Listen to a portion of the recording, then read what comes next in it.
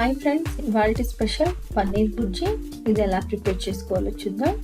ముందుగా కావలసిన పదార్థాలు 300 గ్రామ్స్ పన్నీర్, సన్నగా తరిగిన ఆనియన్స్ 1 కప్పు, సన్నగా తరిగిన టమాటోస్ 1 కప్పు, జీలకర్ర, అల్లం వెల్లుల్లి పేస్ట్, బటర్, కొత్తిమీర, సన్నగా తరిగిన పచ్చిమిర్చి, ఆయిల్, కారం, జీలకర్ర పొడి, గరం మసాలా, ధనియాల పొడి, హాఫ్ లెమన్, పసుపు, సాల్ట్.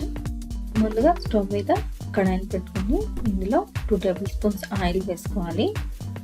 అలాగే 2 టేబుల్ స్పూన్స్ బటర్ వేసుకోవాలి. ఆయిల్ హీట్ అయిన తర్వాత ఇందులో 1 టేబుల్ స్పూన్ జీలకర్రను వేసుకొని 1 సెకండ్ పాటు వేయించుకోవాలి. జీలకర్ర వేగిన తర్వాత ఇందులో 1 కప్పు ఆనియన్స్, అలాగే సన్నగా తరిగిన పచ్చిమిర్చిని వేసుకొని ఆనియన్స్ అనేది కలర్ మారేంత వరకు వేయించుకోవాలి.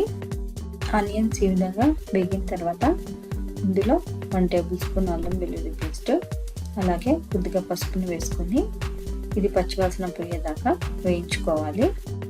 ఇది వేగిన తర్వాత ఇందులో 1 కప్పు బాగా పండిన టమాటోస్ని కట్ చేసి వేసుకోవాలి.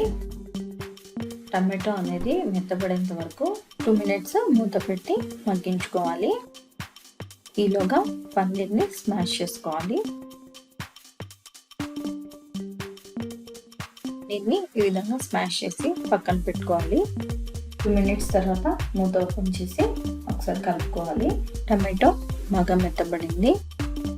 ఇందులో టేబుల్ స్పూన్ కారం వేసుకోవాలి. పచ్చిమిర్చిని వేసుకున్నాం కదా, చూసి వేసుకోండి. అలాగే వేయించిన జీలకర్ర పొడి 1/2 టేబుల్ స్పూన్, 1 టేబుల్ స్పూన్ ధనియాల పొడి, టేబుల్ స్పూన్ గరం మసాలా, రుచికి సరిపడినంత సాల్ట్ వేసుకొని ఇవి పచ్చివాసన పోయేదాకా వేయించుకోవాలి.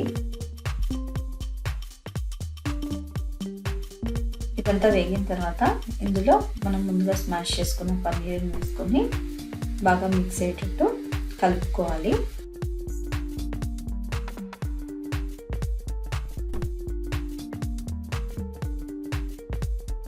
ఇలా అంతా మిక్స్ అయ్యేటట్టు కలుపుకున్న తర్వాత ఇందులో కొద్దిగా కొత్తిమీర, అలాగే హాఫ్ లెమన్ని పిండుకొని ఇదంతా పన్నీర్కి పట్టేటట్టుగా బాగా కలుపుకోవాలి.